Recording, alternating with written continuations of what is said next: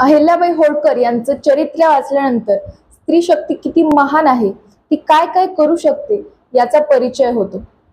आयुष्यामध्ये किती देखील अडचणी आल्या तरी त्याच्यावरती सामोरे कसं जायचं याचा परिचय अहिल्याबाई होळकर यांच्या जीवनातून होतो।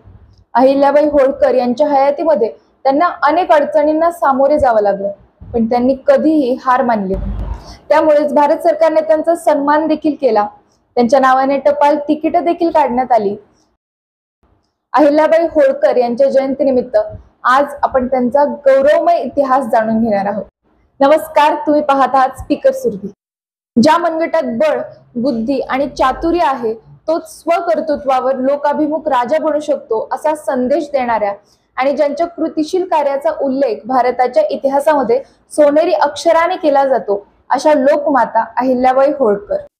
सर्व धर्म समभाव, सामाजिक एकात्मता, स्त्री पुरुष समानता, हुंडा पद्धतीचे उच्चाटन, मूल दत्तक वारसा हक्क, अनिष्ट रूढी परंपरांचा बिमोड अशा कितीतरी समाज सुधारकांचं कृतिशील कार्य करणाऱ्या लोकमाता अहिल्याबाई होळकर यांचा जन्म 31 मे 1725 रोजी अहमदनगर जिल्ह्यातील जामखेड या तालुक्यातील चौंडी या छोट्याशा खेड्यामध्ये धनगर समाजातील सुशीलाताई आणि माणकोजी शिंदे यांच्या पोटी झाला। माणकोजी शिंदे हे सर्वसाधारण परिस्थितीतील असून देखील ते एक विद्वान आणि दूरदर्शी होते। 18व्या शतकामध्ये आजसारखी शिक्षणासाठी जास्त संसाधन उपलब्ध नसताना देखील त्यांनी अहिल्याबाईंसाठी घरीच शिक्षणाची व्यवस्था केली। अहिल्यामातेचे जीवन घडवण्यामध्ये त्यांच्या वडिलांचा फार मोलाचा वाटा होता। अवघ्या 8 वर्षाच्या असताना अहिल्याबाईंचा विवाह होळकर घराण्याचे संस्थापक राजर्षी मल्हारराव होळकर यांचा एकुलता एक 12 वर्षाचा मुलगा शूरवीर असे खंडेराव यांच्याशी 20 मे 1733 रोजी पुण्यातील शनिवारवाडा येथे करण्यात आला। दूरदृष्टी ठेवून पुरुषप्रधान संस्कृतीत देखील मल्हाररावांनी आपल्या सुनेला तत्कालीन दरबाराची मोडी, मराठी वाचणे, लिहिणे आणि गणित इत्यादी गोष्टी शिकवल्या। तसेच घोड्यावर बसणे, दांडपट्टा फिरवणे, राजकारणाचे आणि युद्धाचे डावपेच आखणे, युद्ध करणे, पत्रव्यवहार करणे, न्यायनिवाडे करणे इत्यादींचं प्रशिक्षण देखील दिलं। परिणामी अहिल्याची सामाजिक आणि राजकीय बुद्धी परिपक्व झाली। इसवी सन 1754 मध्ये कुंभेरीच्या लढाईत अहिल्याचा शूरवीर पती खंडेराव यांना वीरमरण आले। वयाच्या अवघ्या 29व्या वर्षी वैवध्य आले असताना सुद्धा जुन्या रूढी परंपरांनुसार सती जाण्याचे नाकारून त्यांनी पुरोगामित्वाचा परिचय दिला। सती न जाणे म्हणजे आयुष्यभर लोकनिंदा, चारित्र्यावर शिंतोडे हे माहीत असून देखील सती जाण्याचे त्यांनी तहकूब केले। अहिल्याबाईंनी हा निर्णय घेण्यामध्ये जे मनोधैर्य ठेवलं ते खरंच अद्वितीय आहे। आपण जर सती गेलो तर स्वर्ग मिळेल किंवा नाही हे कोण जाणे, परंतु जर जगलो तर लाखो प्रजनांना सुख देता येईल हा विचार करून अहिल्याबाईंनी धर्म, रूढी परंपरा यांच्या पलीकडे कर्तव्य मानून प्रजेच्या हितासाठी, प्रजेला कल्याणकारी राज्य देण्यासाठी त्या जगल्या।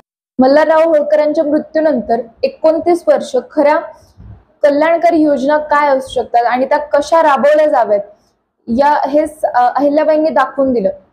मल्हारराव होळकरांचा मृत्यू 20 मे 1766 मध्ये झाला। त्यानंतर लगेच मुलगा मालेराव यांचा मृत्यू 27 मार्च 1767 मध्ये झाला। अशी एकामागून एक दुःख येत गेली, पण तरी पण प्रजेच्या हितासाठी, प्रजेला सुखी, समाधानी, संपन्न बनवण्यासाठी अहिल्याबाईंनी स्वतःचं दुःख बाजूला ठेवलं। अहिल्याबाईंनी प्रजेसाठी स्वतंत्रता, धर्मनिरपेक्षता, समता, बंधुता या तत्वांप्रमाणे राज्य निर्माण केलं। अहिल्या म्हणजे तळपती शमशेर आणि लखलखती वीज होती। त्यांनी आपलं आयुष्य लोककल्याणकारी कार्यासाठी वेचत असताना प्रदेशाची मर्यादा न घालता संपूर्ण भारतभर कार्य केलं। संपूर्ण भारतात त्यांनी अनेक विहिरी, तलाव, कुंड, घाट बांधले आहेत, अनेक रस्ते, पूल देखील बांधलेले आहेत। जे काम भारतीय शासन व्यवस्थेमध्ये सार्वजनिक बांधकाम विभागामार्फत केलं जातं ते काम माता अहिल्याबाईंनी केलेलं होतं।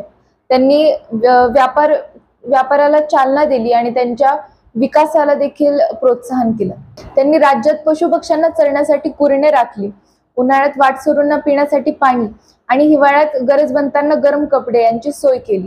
आपल्या राज्यात सूक्ष्म जीवही उपाशी राहू नये याची दक्षता त्यांनी घेतली। दिव्यांग, अनाथ आणि असहाय्य लोकांचे त्यांनी पुनर्वसन केले।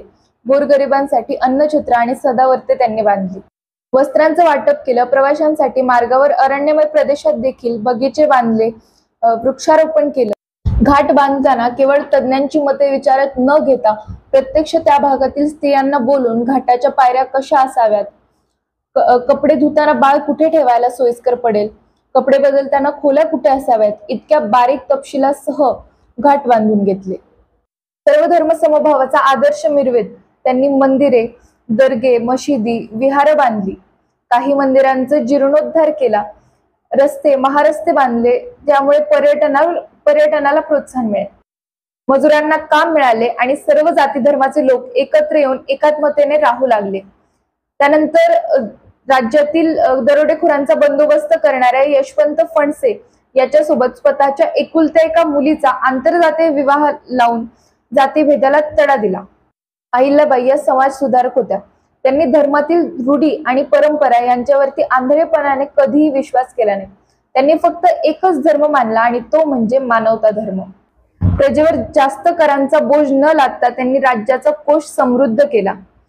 स्वतःचा खर्च मर्यादित करून त्यांनी खासगी उत्पादनाचा उपयोग देखील लोक कल्याणासाठी केला. त्यामुळे संपूर्ण देशभर अहिल्याबाईंना राष्ट्रमाता, लोकमाता म्हणून ओळखलं जातं.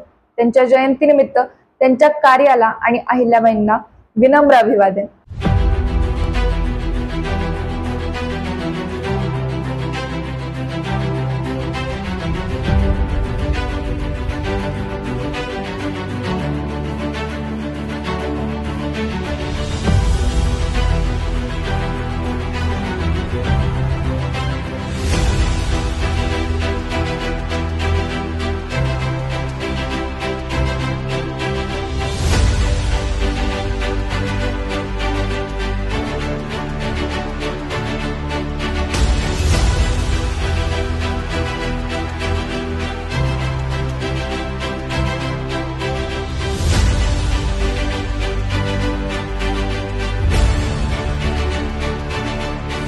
तर मित्रांनो, हा होता अहिल्याबाई होळकर यांचा इतिहास.